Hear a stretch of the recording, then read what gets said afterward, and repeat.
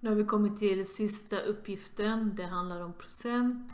Det är röd kurs. Det är sidan 128. Det är uppgift 14. Efter jul sålde en affär sina julsaker med 25% rabatt.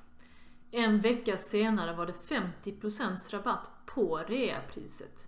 Med hur många procent hade priset på julsakerna nu sänkts jämfört med ursprungspriset? Så först fick man 25% rabatt och därefter så fick man 50%. Hur kan man tänka kring detta?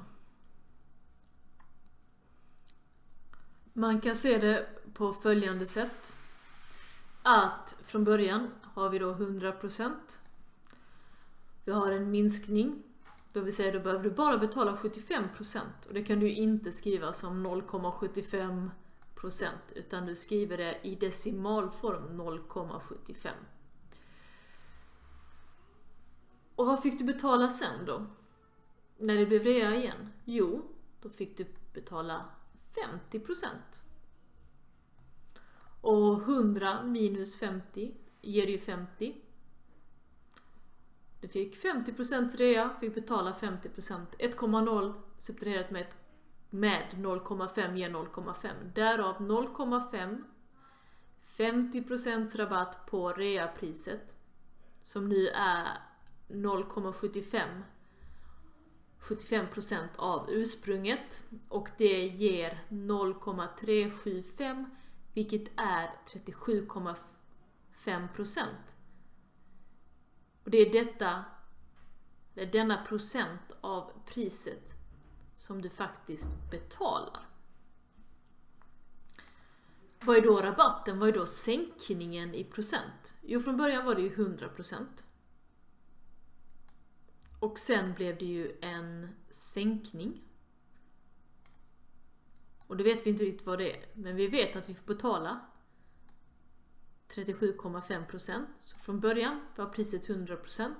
Vi har räknat ut att vi får betala 37,5% av de 100%. Och därav är rabatten 62,5%. För att förstå detta så kanske jag kan låtsas att jag köper någonting som från början kostar 100 kronor. Okej? Då vet jag. 100 kronor kostade från början och sen fick jag en rabatt på 25%. Och 25% av 100 kronor är 25 kronor. Då får jag betala 75 kronor.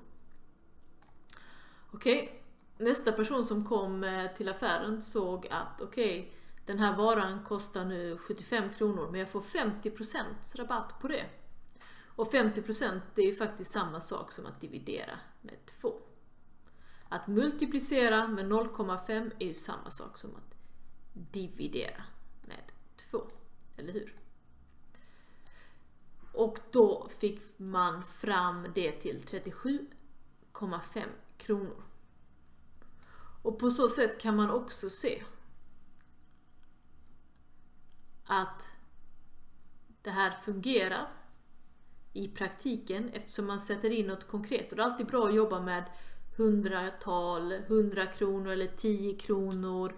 Något som är enkelt att räkna med. Utifrån detta så kan vi säga från början kostade den här varan, vad det nu är, chokladask eller vad det nu kan vara, kalsonger, vad vet jag, 100 kronor. Sen när jag verkligen skulle betala så betalade jag bara 37,50. Hur mycket rabatt har jag fått? Jag har fått rabatt i kronor. Har jag fått 62,50 kronor.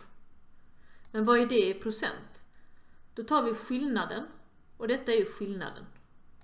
Delat med ursprung. Alltså vad det kostade från början. Och då får vi 62,5 dividerat på 100 är ju samma sak som 0,625 egentligen.